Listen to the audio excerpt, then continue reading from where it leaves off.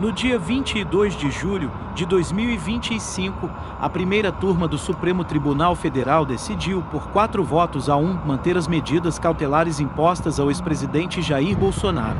Entre essas medidas estão o uso obrigatório de tornozeleira eletrônica, o recolhimento domiciliar noturno e a proibição de contato com outros investigados no inquérito que apura suposta tentativa de golpe de Estado após as eleições de 2022. A decisão reforça uma determinação anterior do ministro Alexandre de Moraes, relator do caso, que apontou o risco à ordem pública e possível obstrução das investigações por parte de Bolsonaro. Os ministros Flávio Dino, Carmen Lúcia, Cristiano Zanin e Moraes acompanharam o voto do relator. O único voto divergente foi do ministro Luiz Fux, que contestou a necessidade das medidas. Ainda assim, com a maioria formada, a decisão foi confirmada. A votação marcou mais um capítulo na tensão entre o ex-presidente e o judiciário, com forte repercussão política e jurídica em todo o país. Luiz Fux é ministro do Supremo Tribunal Federal desde 2011, indicado ainda no governo de Lula, e já presidiu a corte entre 2020 e 2022. Conhecido por seu perfil técnico e por vezes mais garantista, Fux tem adotado posições firmes em defesa do devido processo legal. No julgamento da primeira turma realizado no dia 22 de julho, Fux foi o último a votar e se destacou como o único ministro a divergir da maioria. Enquanto os outros 4 ministros votaram a favor da manutenção das medidas cautelares contra Jair Bolsonaro, Fux discordou do relator Alexandre de Moraes. Ele considerou que não havia elementos novos ou concretos que justificassem o uso de tornozeleira eletrônica e outras restrições tão severas. Para ele, as medidas deveriam ser aplicadas com base em provas atualizadas e fundamentadas individualmente, o que, em sua visão, não ocorreu neste caso.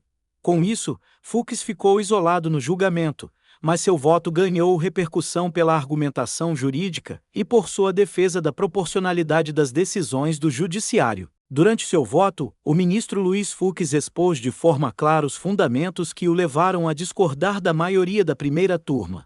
Para ele, as medidas cautelares impostas a Jair Bolsonaro, como o uso de tornozeleira eletrônica, o recolhimento noturno e a proibição de contato com aliados, são desproporcionais e carecem de fundamentação adequada. Fux ressaltou que não foram apresentadas novas provas ou indícios concretos que justificassem a adoção de medidas tão restritivas neste momento do processo.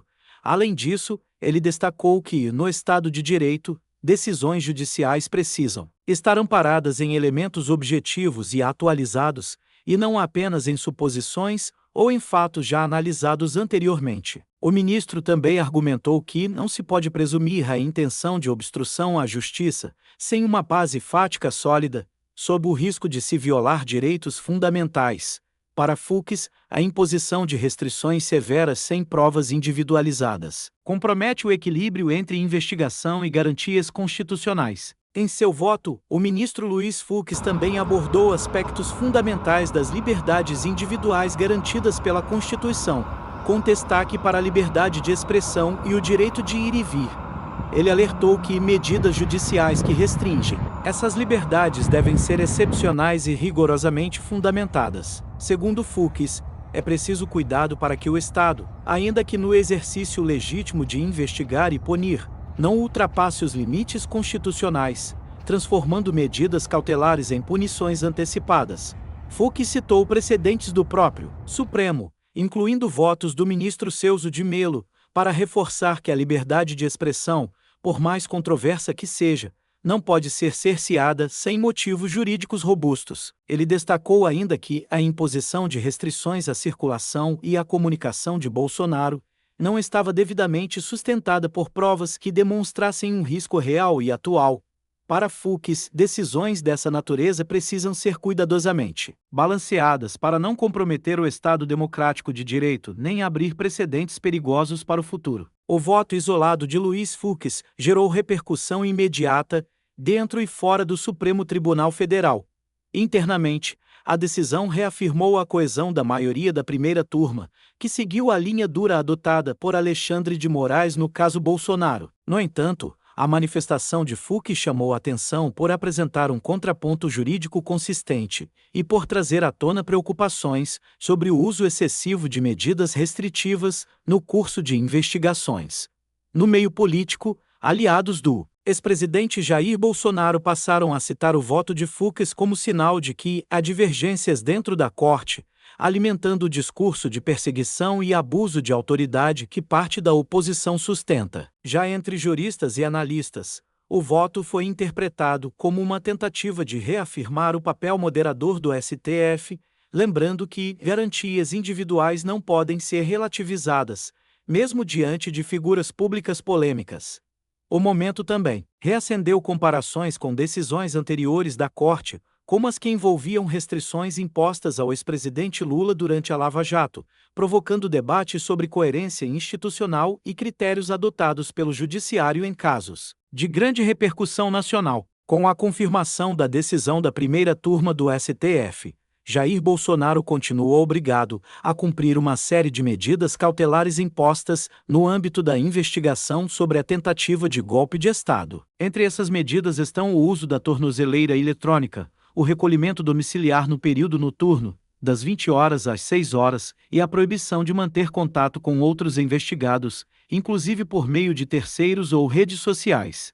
O ministro Alexandre de Moraes também determinou que a Polícia Federal monitore rigorosamente o cumprimento dessas determinações e notificou a defesa do ex-presidente para que se manifeste em 24 horas sobre eventuais descumprimentos das ordens judiciais. Isso ocorreu após relatos de que Bolsonaro teria, recentemente, participado de encontros com pessoas que estão entre os alvos da mesma investigação, o que poderia configurar desobediência à decisão do STF. Caso descumpra qualquer uma dessas medidas, Bolsonaro corre o risco real de sofrer uma nova medida mais grave, que pode incluir a decretação de prisão preventiva. O ex-presidente, por hora, permanece em Brasília, sob vigilância constante, e com sua liberdade de movimento e comunicação significativamente limitada por ordem judicial. O julgamento que manteve as medidas cautelares contra Jair Bolsonaro também evidenciou o ambiente de tensão institucional e as pressões externas que o Supremo Tribunal Federal vem enfrentando.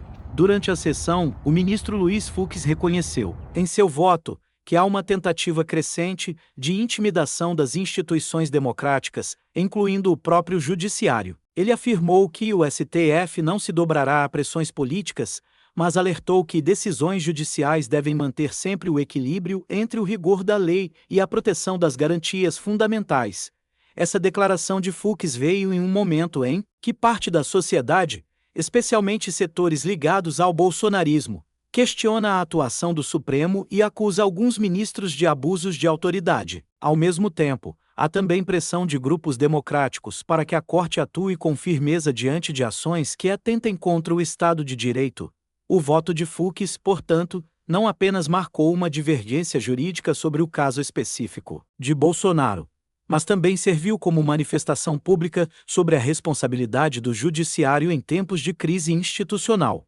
Ao mesmo tempo em que defendeu o respeito à Constituição, ele deixou claro que a independência dos magistrados deve ser preservada diante de qualquer tentativa de coação ou deslegitimação do STF.